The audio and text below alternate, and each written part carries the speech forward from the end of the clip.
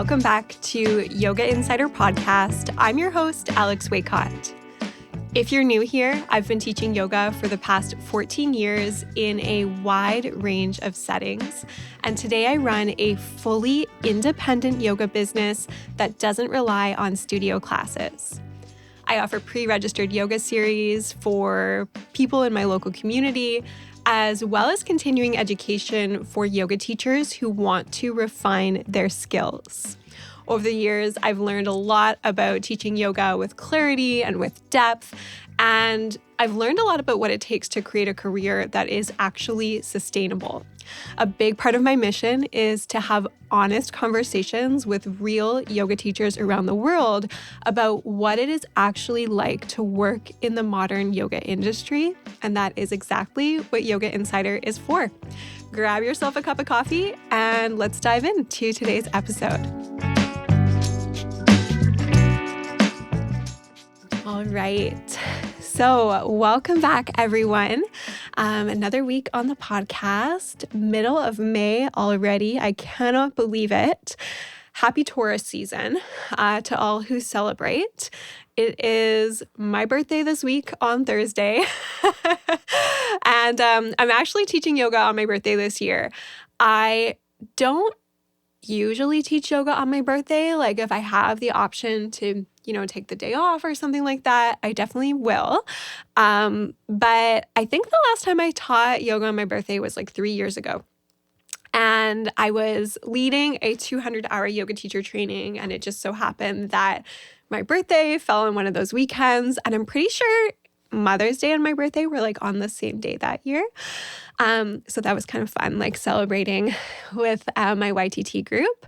But yeah, I'm teaching on my birthday again this year. And part of the reason for that is actually because I was on vacation kind of like earlier this week, and like last weekend, I was in Victoria, British Columbia, over on Vancouver Island. And I already had to cancel a class on my like monthly pre-registered class schedule because of the way like my vacation dates fell. And you all know that I'm such a big believer in consistency and like keeping things as consistent as possible, obviously within reason. Like we still need to have time for trips and vacations and travel and, for life to happen.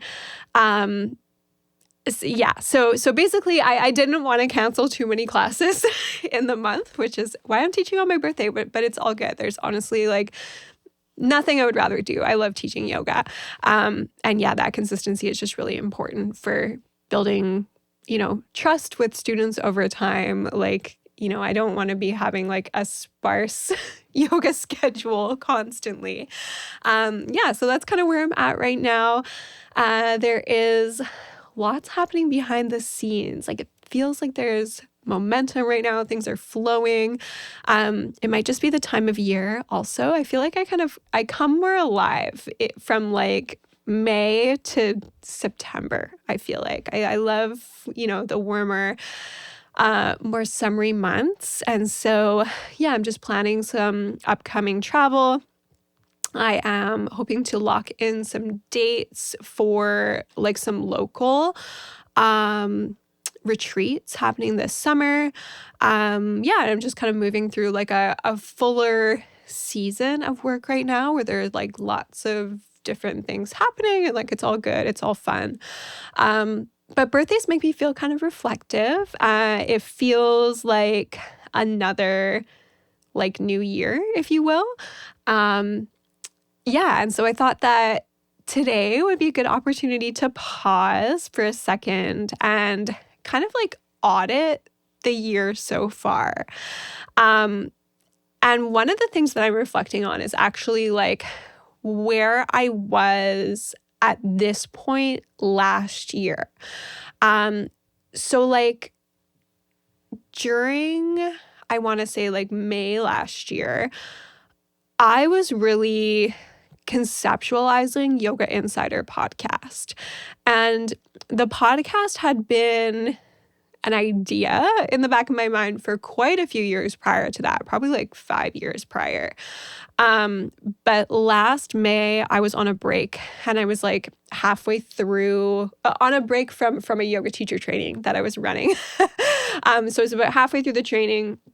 I scheduled 2 weeks off in the middle because I find that people need breaks if possible during YTTs to be able to just integrate the information and, go out and have a life too. And so I was like, okay, I'm going to use this break time where I'm not teaching YTT to start banking episodes for Yoga Insider to become a podcast. And so I bought a microphone, the beautiful microphone that you can see if you're watching on YouTube. We started getting like the tech side of things set up and tested, and like the lighting in the studio. Well, actually, no, not the lighting right away. It was just the microphone that we started out with. And the reason for that, actually, that I started out just recording audio only, was because I wanted to remove as many barriers as possible for myself. And I do think it's important to just do what you need to do in order to start whatever it is that you are trying to start. And if that means you really want to have a podcast, but doing the video part is like a barrier to you, then just do the audio and start that part. And then maybe you add video later. So that's where I was about a year ago. I hadn't told anyone I was starting Yoga Insider yet. I hadn't told people I was starting a podcast. I was just like in the studio, hashing out ideas and recording audio. And then not long after that, I had a few episodes recorded. My partner, Kyler, who is an audio engineer, music producer, he is the producer for Yoga Insider podcast. He was basically like, Alex, you really need to be filming these episodes as well. There's a lot of value in having a video component. And the thought of that initially was so daunting to me. I was like, you mean I have to talk into a microphone and look at a camera at the same time and not mess up what I'm going to say? And that seemed crazy. That seemed like something that was way too hard for me to do. And then here I am, a year later, not even thinking about it. And so what I ended up doing was re-recording, some kind of version of those episodes that I'd already recorded. And I was doing audio and video. So, that's where I was this time last year. And I think I started realizing these episodes aren't bad. And this could actually become something real that maybe people, would benefit from somewhere, right? These kinds of conversations, honest conversations for yoga teachers.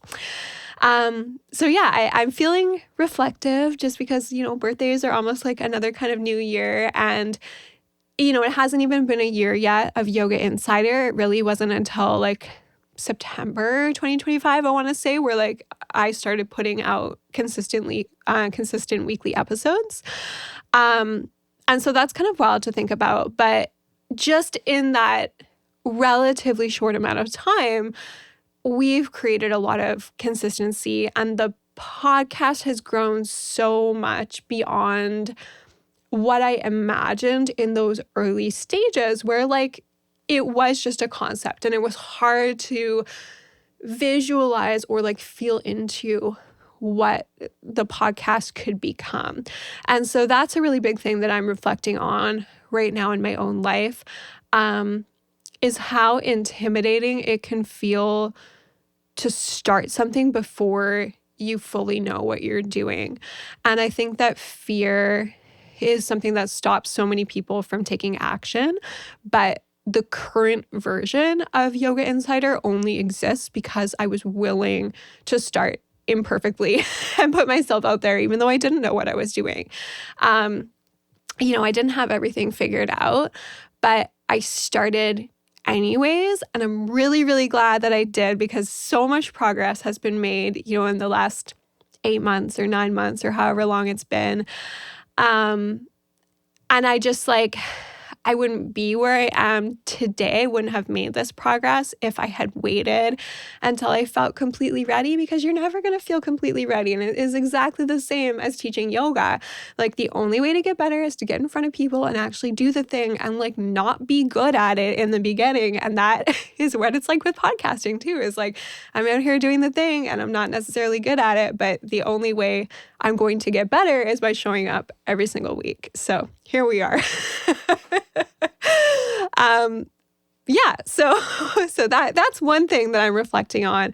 But another thing that I really want to kind of like do today in this little episode is go back to some of the goals that I set out for myself earlier in the year. So I love to write things down.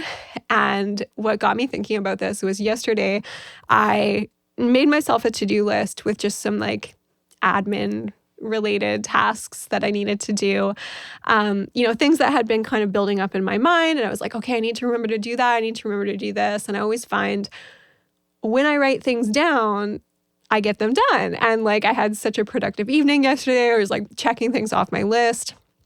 And it just got me thinking about like the power of writing things on paper. And I remembered that back in like December, I want to say, I sat down, just with myself and like wrote out some goals for 2026 in my personal life, in my business. Some of them are bigger goals. Some of them were just little tasks or messages or reminders to myself. And I actually hadn't looked at any of them since until last night. I was like, oh, I should find that notebook that I was writing in and like take a look at what I wrote down for myself, because like my birthday week feels like a good time to do a little audit of those goals. And so I actually have my little journal, like notebook in front of me that I was writing in earlier this year.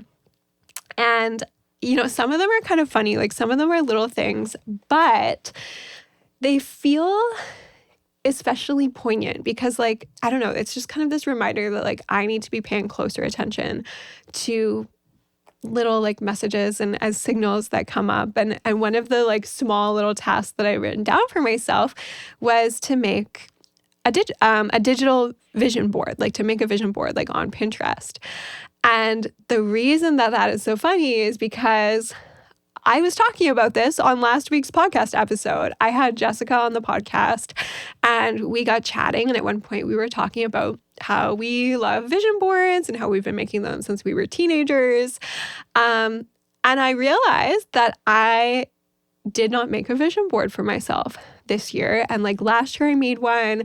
I used Pinterest. It was a lot of it was like career related goals and like travel plans and things like that. And I made this beautiful collage and then I set it as the background of my phone and my laptop. And it was just nice to kind of have that visual reminder of like bigger picture goals that you're working towards and things that you want for yourself.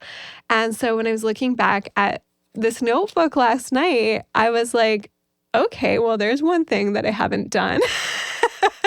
Is make a vision board. So I think as part of my birthday week, I need to sit down with Pinterest and do that for myself just because it's fun. So let this be your encouragement as well if you want to do the same thing. And then there was like another really funny one, but again, like it was showing up somewhere else. So another thing that I wrote down for myself, this is not a serious goal, but it was that I wanted to install a disco ball in my kitchen. And the reason that this is funny is because this past week when we were in Victoria,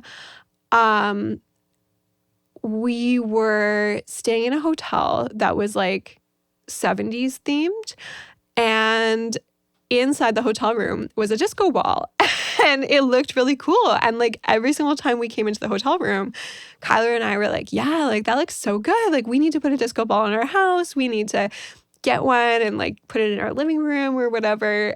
And at first, even with like all those conversations, I didn't remember that I had written down in my book, like install disco ball in your kitchen.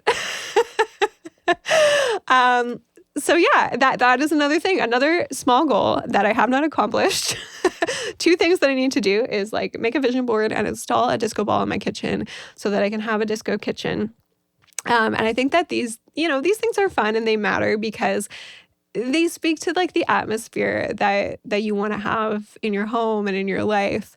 Yeah, and so it was kind of fun to remember those things and be like, oh yeah, I need to do that.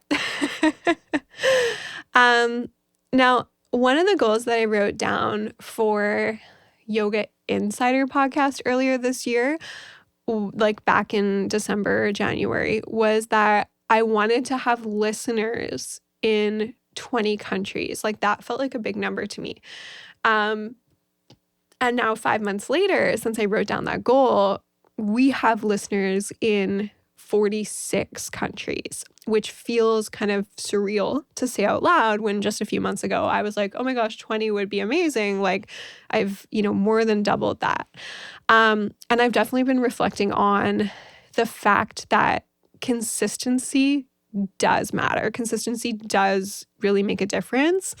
And I think that showing up every week and putting out episodes consistently, even on those weeks where I feel kind of uninspired or like busy, or sometimes I'll contemplate like not recording an episode and I just tell myself, oh, nobody will even care and notice if I don't put one out. I'm just reminding myself that effort is not for nothing. It does compound over time. And I think we underestimate the impact of continuing to show up and continuing to refine something over and over again, like before we actually see the results. And so I'm also reflecting on the fact that like some of my goals actually need to be bigger. And I don't consider myself someone who plays small. I think I've always been ambitious and I'm comfortable taking certain risks. But when I look back at some of the goals that I set for myself, even 5 months ago, some of them already feel way too small for where I'm naturally heading. And so that's why I think, taking a look back, like partway through the year at the goals that you set for yourself, if you're like me and, you like to write things down in January, is a really good practice. And I think that it's actually a really interesting realization because sometimes you don't fully understand your own capacity either until you start taking action. And sometimes your vision then expands because you started moving and you're like, oh wait, like I'm capable of way more than I thought I was capable of. So that's something that I'm thinking about right now too. Is just like allowing myself to think a little bit bigger moving forward. And another goal that I had written down for myself earlier this year was that in 2026, I wanted to teach an international retreat or international training. And what's kind of fun and kind of wild is like that both of those things are happening in a few weeks. So again, that feels really exciting and cool to look back at something that just like existed as a note in a notebook a few months ago and then realize like, oh yeah, this is, actually tangibly becoming real. And I also want to acknowledge that these things like they don't happen magically. It's not like I'm just writing things down and then things are being dropped in my lap overnight. There is so much groundwork that was laid over the years in order to make these things possible. Years of teaching consistently, years of refining my work, years of doing like the hard stuff behind the scenes that nobody really sees and that doesn't pay off in the moment. And in order to kind of get where you are. And so I think when people see a milestone or they see that, you have an exciting opportunity, like they're only really seeing the visible part of it and not necessarily seeing all of the years of repetition and consistency that happened beforehand to get to that kind of visible recognition, if you will. And that is something that I have been reflecting on as well. So it feels exciting, and it also feels affirming to know that long-term work leads somewhere, but it takes a long time, especially in the yoga industry. Now I'm just looking at my little notebook here. Like, some of the things that I wrote to myself were also just like little like notes and messages, and like not necessarily like tangible goals. But another thing was like a message I wrote to myself, and it was basically like, be really discerning, like underlined a bunch of times. And that was in the context of like making sure that collaborations and opportunities that I am saying yes to are genuinely going to support me and my work. And yeah, recently I had a really good opportunity to practice this in real time. And basically, a business reached out to me and asked me to be part of an event. And there wasn't really any conversation around pay or compensation. And so I followed up, and I was pretty much like, hey, like, here's my event rate. Let me know if that works for you. And I can send over an invoice. And it turned out that they weren't able to pay my event rate, which is totally fine. But the reason that I'm sharing this is not because I'm upset, or not because I expect like every business or every opportunity to be like, yes, like we want to pay you your event rate. It's more like, the reason I'm sharing this is just because like I feel like I'm getting better at evaluating opportunities based on whether they support my work or not. And I think that past versions of myself would have said yes, and have said yes to like really underpaid opportunities. And then I would have felt resentful afterwards. And I would have gone home thinking like, why am I doing this? You know, this doesn't feel good. Why am I undervaluing myself? Why am I saying yes to things that don't feel aligned? And like, I've done that lots of times. So this felt like just a good place to be in, to be able to say, nope, like that's not going to work for me, but without having to over-explain myself. And I think like it's important for yoga teachers to hear, especially if you've been teaching for a while, that if a business or organization is reaching out to you specifically out of hundreds of teachers in your community, there is probably something specific that they want from you. And maybe it's your reputation, your network, your ability to fill a room rather. It could be your teaching style. You have a specific skill or like a specific experience that you offer people. It could be access to your audience, like whatever it is, those things are really valuable. Those are things that are built over years, and there's going to be a price that comes with it as well. And I know that it's so easy to undervalue ourselves and like undercharge. And I just want you to remember that like those things that you have to offer are really, really valuable. And there's, you know, a reason that people are reaching out to you specifically. There's a lot of groundwork that goes to getting to that point. And I think a lot of people just don't realize like how much work exists underneath it as well.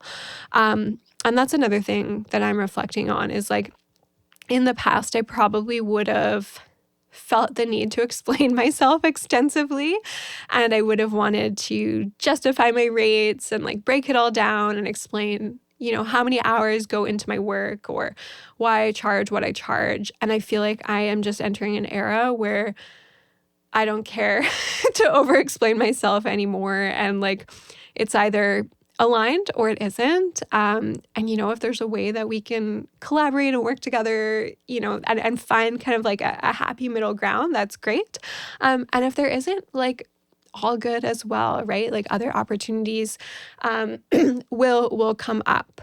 So yeah, I am, just reflecting on all of this. And I don't see this episode as like an achievement recap or anything like that.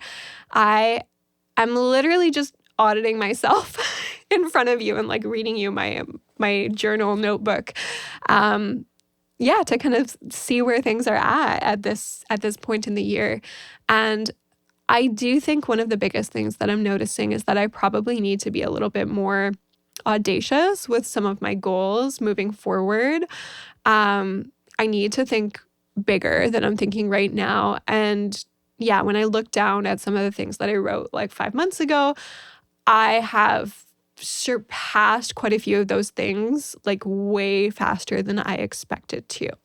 And then at the same time, like I can see that there are gaps as well, which is why it's important to like sit down and kind of reassess ourselves. And there's definitely some areas of my yoga business, especially where I want to refine and strengthen, especially around like systems and organization. And one of the things I've been thinking about lately is like a smoother onboarding experience, if you will, for new students coming to classes. I really want to make sure that people feel genuinely supported when they are coming into a class with me. I want communication to feel clear. I want people to know what to expect. I want them to feel taken care of. And I want to make sure that nobody is like slipping through the cracks or not being followed up with as things continue to grow. And so that's like a real kind of point that I'm at right now is like pre-registered classes are growing. I have a lot of new inquiries. I have a lot of new students wanting to come in and check things out. And I don't necessarily have like the systems or like the back end infrastructure set up to support that. And I can see where things are going to fall through the cracks if I don't like get that. I don't want to say in check, but like the reality is like I'm one independent yoga teacher. I don't have the same infrastructure as like a whole yoga studio. But I might have to start kind of moving in that direction if I want to keep up with the like volume of inquiries and new students that are coming to me. Just saying that to be super real. And like, that's something I am actively reflecting on, working on right now. This time of year just feels like a good opportunity to pause and to reassess and kind of take a look at where things are at. Just like continue to refine it and make changes instead of just like plowing forward at full speed all the time. And I think it's really interesting, like revisiting old goals. Because sometimes, things that you wrote down and in a notebook and stuffed into the back of your cupboard and forgot about, like later on, you look back at them and realize that, that actually wasn't for nothing. And something really did grow from it and come from it.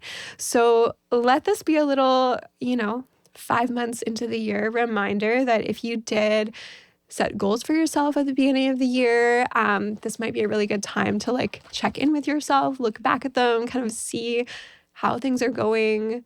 I feel like there's no point in setting goals for ourselves if we're not like continually reassessing those goals and like refining kind of as we go along, right? Because we're always changing, like as people, our outer circumstances are often changing as well. And we need to adapt to those changes. So that's today's episode of Yoga Insider Podcast. That's what my life looks like at the moment. Thank you so much for tuning in and just joining for another episode, another week. If you could do me a really big favor, it would be to leave a review or a rating wherever you're listening to Yoga Insider Podcast. It really helps kind of push the podcast in the algorithm and get it in front of other yoga teachers around the world who might benefit from these conversations. So as always, thank you so much for being here, and I'll see you next time.